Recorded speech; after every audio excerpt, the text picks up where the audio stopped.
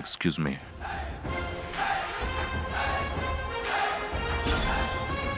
Come in.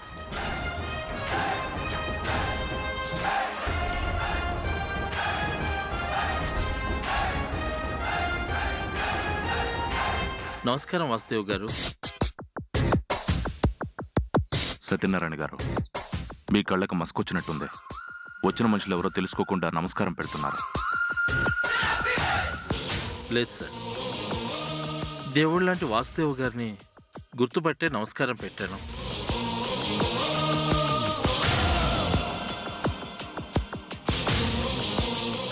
ముందు మీరు ఇక్కడి నుంచి బయటకు వెళ్ళండి.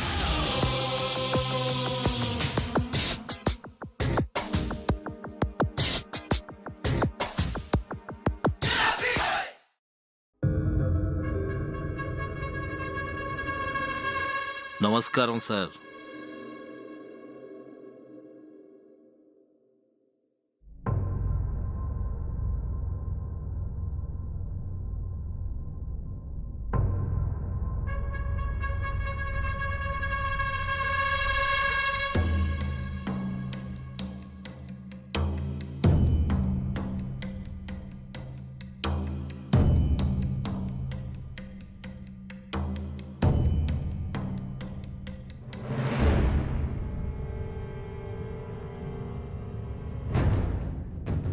గౌరవనీయులైన అసిస్టెంట్ కమిషనర్ గారు, నా సమయాన్ని వృధా చేయకుండా నన్నెందుకు పిలిపించారో చెప్పండి. వెయిట్.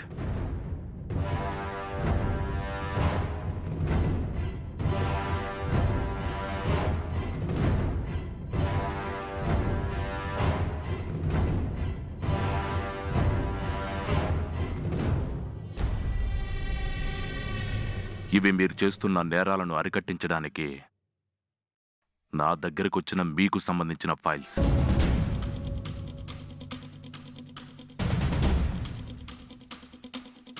గతంలో నా సీట్లో ఉన్న పోలీస్ ఆఫీసర్లకు సాక్ష్యాలు దొరకకుండా చేసి ఇష్టం వచ్చినట్టుగా నేరాలు చేస్తూ మీ ఆటలు సాగించారు. ఇక తప్పించుకోవడానికి కుదరదు. మీ ఆటలు సాగో.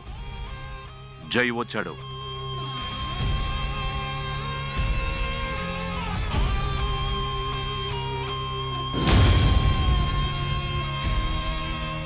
మిస్టర్ దుర్గాదాస్, ఇక నుండి నువ్వు చేసే ల్యాండ్ మాఫియాలు దందాలు ఆపేయ్.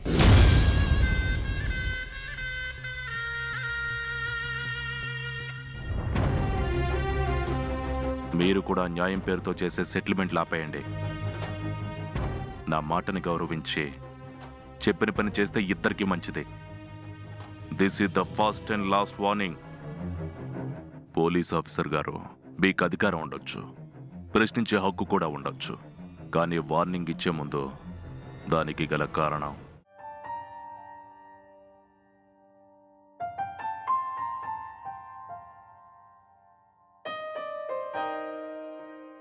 మావయ్య,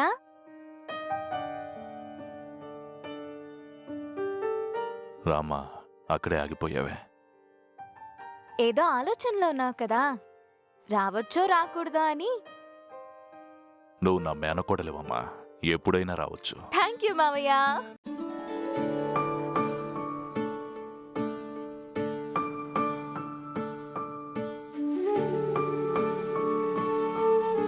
ఏంటమ్మా ఏదో దాచిపెడుతున్నావు? నీకోసం గిఫ్ట్ తీసుకొచ్చాను మావయ్య. నా మేనకోడలు నా కోసం గిఫ్ట్ ఇచ్చింది అంటే అది ఖచ్చితంగా గొప్పదే అయి ఉంటుంది. ఏంటమ్మా అది? ఇస్తాను, కానీ చూశాక నచ్చలేదని రిటర్న్ ఇవ్వకూడదు.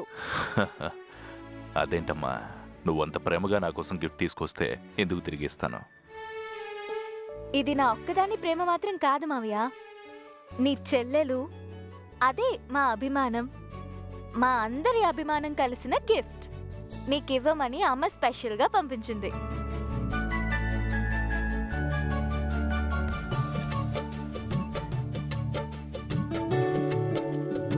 అభిమానంతో ఇచ్చే బహుమానం ఎంత చిన్నదైనా అది మనసు నిండా సంతోషాన్ని నింపుతుందమ్మా. గిఫ్ట్ ఇవ్వమ్మా. మళ్ళీ చెప్తున్నాను మావయ్య, ఇచ్చాక ఎట్టి పరిస్థితుల్లో తిరిగి ఇవ్వకూడదు. ప్రేమతో దగ్గరే ఉంచుకోవాలి. భలేదానివమ్మా, ఇవ్వు.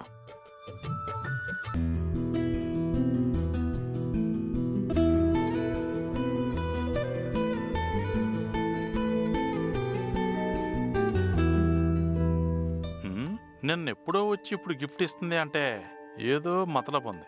కొంప తీసి ఇది కొంపల ముంచి గిఫ్ట్ కాదు కదా?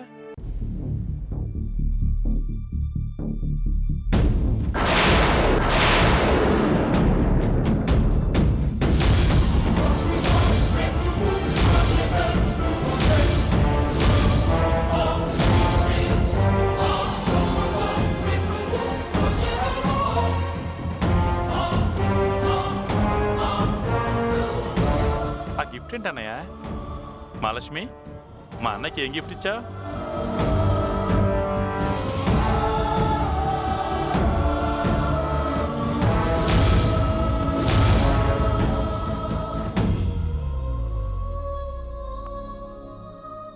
మావయ్య, మీనాక్షి అత్తయ్య అచ్చో అను వదినలాగే ఉంది కదా? వదిన అనులా ఉండటం ఏంటి? అనుయే వదినలా ఉంటుంది. అవును మావయ్య, అను వదిన అచ్చో అత్తయ్యలాగే ఉంది. జై బావ అచ్చో మీలాగే ఉంటాడు. అవును మహాలక్ష్మి, సేమ్ టు సేమ్. ఈయన్ని చూస్తే అతన్ని చూడాల్సిన అవసరం లేదు, అతన్ని చూస్తే ఈయన్ని చూడాల్సిన అవసరం లేదు. ఒక్క పోలికలేటమ్మా. చిన్నప్పుడు ఈయన ఏం చేస్తే జై కూడా అదే చేసేవాడు. ఈయన సీనియర్ అయితే ఆయన జూనియర్, ఆయన జూనియర్ అయితే ఈయన సీనియర్.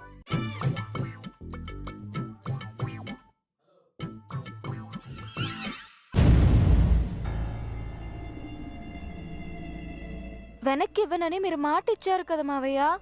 తీసుకుంటావా తీసుకోవా? లేదు మావయ్య, ప్రేమగా ఇచ్చింది వెనక్కి తీసుకోకూడదు. ఇచ్చే బహుమానం మనసును సంతోషపెట్టాలి గాని బాధ పెట్టకూడదు. ఏయ్, ఆ ఫోటో తీసుకోవే.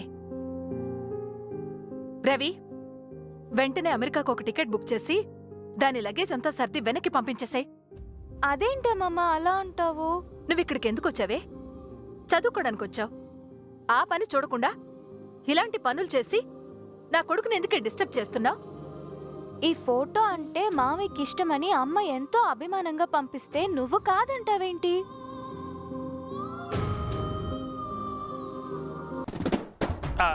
నన్ను ఇరికించుకు తల్లి, నీకు దండం పెడతాను. రవి, వెంటనే దీన్ని అమెరికాకు పంపించే ఏర్పాట్లు చూడు. అమ్మా, మహాలక్ష్మి చిన్నపిల్ల, ఏదో తెలియకుండా అలా చేసింది. వదిలే. అది కాదురా. వదిలేయమని చెప్తున్నాను కదమ్మా.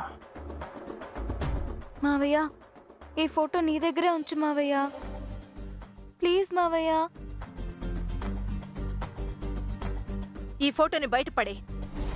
దాని జ్ఞాపకాలేవి ఇంట్లో ఉండడానికి వీల్లేదు. అలాగే అమ్మా. రవి, ఆగు.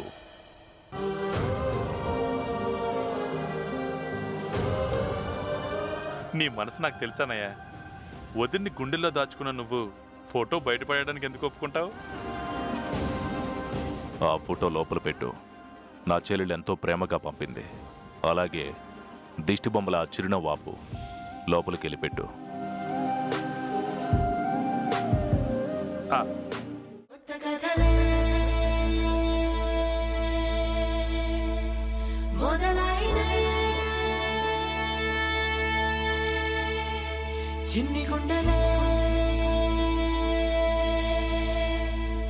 మీ నాన్నగారి లక్షణాలన్నీ మీకు వచ్చుంటాయి అని అనిపిస్తుంది.